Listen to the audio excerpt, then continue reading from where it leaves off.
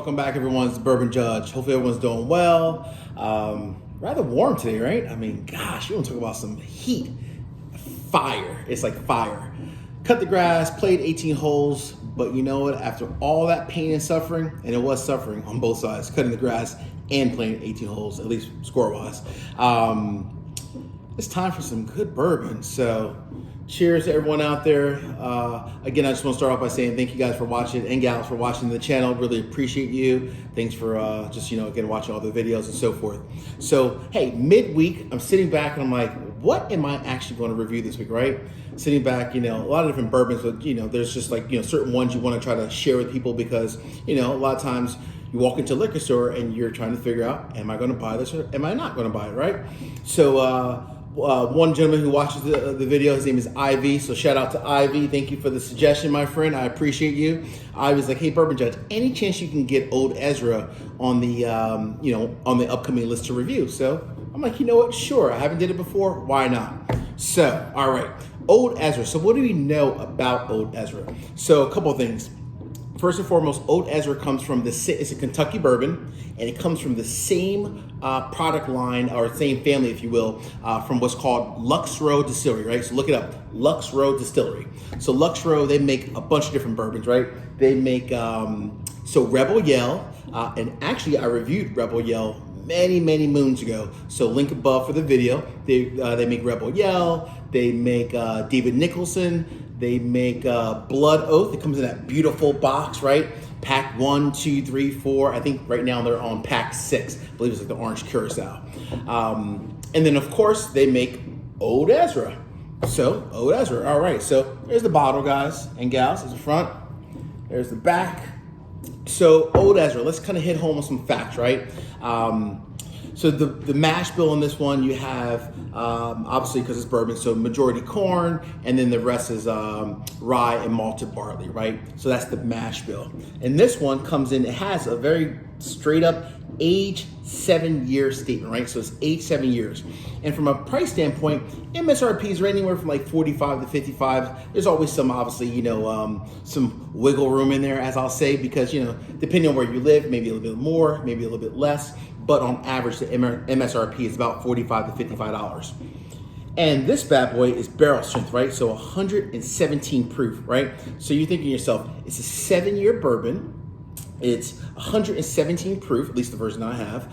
And it only, the price standpoint is only like $45 to $55, right? So from a price standpoint, it's actually not bad at all. Let's go ahead and get this. Ooh, I like that little sound. Get this little pour here, right? So when you think about the price standpoint, a couple of things comes out. Number one, they're trying to kind of play in the same, let's call it the same realm as like your Elijah Craig Barrel Proof, Larceny Barrel Proof, even 1792 full proof. So it's kind of playing like in that, in that range, right? A little bit cheaper than Stag Jr., but more like in that Larceny, Elijah Craig Barrel Proof kind of range, right? In that 1792, which is cool though. Hey, right? Hey, I mean, honestly, for a 7-year bourbon, if it's good, not bad for a 7-year and a full proof at barrel strength. So I'm good with that as long as it is worth it. So, in terms of availability, so you think about when you go to a liquor store, is this one that you're gonna be able to find, or do you really have to hunt for it? In all honesty, this one's pretty easy to find. It's one where maybe, gosh, you may have to go to like 2 or 3 different liquor stores before you find it, but you're not going to spend like all day hunting or nothing like that, right? And it's typically never really marked up either, so it's easy to find for the most part, and it's not one where you're going to have a liquor store owner charging some crazy amount. It's not like that, which is cool. All right, so we get into the color. Nice. Dark brown, not bad, all right. Almost like a mahogany. Beautiful though, very nice. I like it, it's deep. All right, let's get into the nose here a little bit. So the 117 proof, I'm expecting this bad boy to pack a nice little punch. So the nose screams tons of like brown sugar, caramel, lots of cinnamon, very like cinnamon, like spicy. Maybe a little bit of that rye coming through. Yeah, just tons of like, traditional bourbon notes, right? Brown sugar, caramel, not floral at all. Tons of like cinnamon, a little bit of spice on the cinnamon, just like there, just hitting. And maybe even a little bit of leather as well. That smells so nice. I was thinking about this on the golf course, hoping that this would be a buy. All right, well, as we say, folks, as I'm sharing it with you, cheers to my friends out there. I appreciate you guys.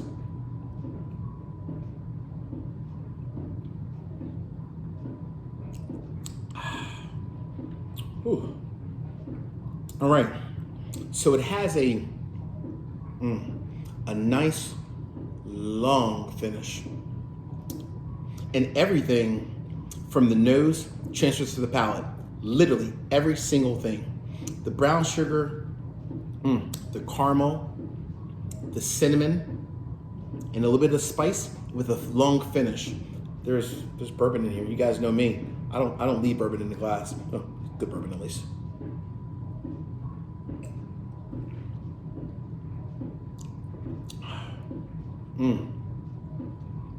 All right, very nice, very nice. You guys know me. My statement: honest guy. Ooh, I got a little choked up there. Honest guy, honest judge. I'm gonna give you a straight up honest verdict. Verdict is in. This is a buy. Absolutely right. Honestly, I'll say this: it's extremely well rounded for a $45 to $50 bottle of bourbon. Honestly, for being a barrel strength, tons of flavor comes through. It's smooth, which is actually surprising, right? It's long and has like a nice a little bit of a kick at the end from a finish standpoint, but it's surprisingly smooth at the same time. It's very, very well rounded as a bourbon, right? Honestly, I would have thought this would be, honestly, from a price standpoint, a little bit more actually, but let's not tell Lux Row that, or in this case, Old Ezra. They make the Ezra Brooks version as well, but for me, the Ezra Brooks I think is like a 90 proof. Go with the Old Ezra. Go with the 7-year age statement. Maybe a little bit, a couple extra dollars, but this one is definitely worth it. Well, folks, as always, thank you for watching the videos. I appreciate you. If you haven't done thus far, please make sure you subscribe to the channel. Talk to you guys next week. Oh, and by the way, kind of like Ivy did, let me know, what should I review next? Peace.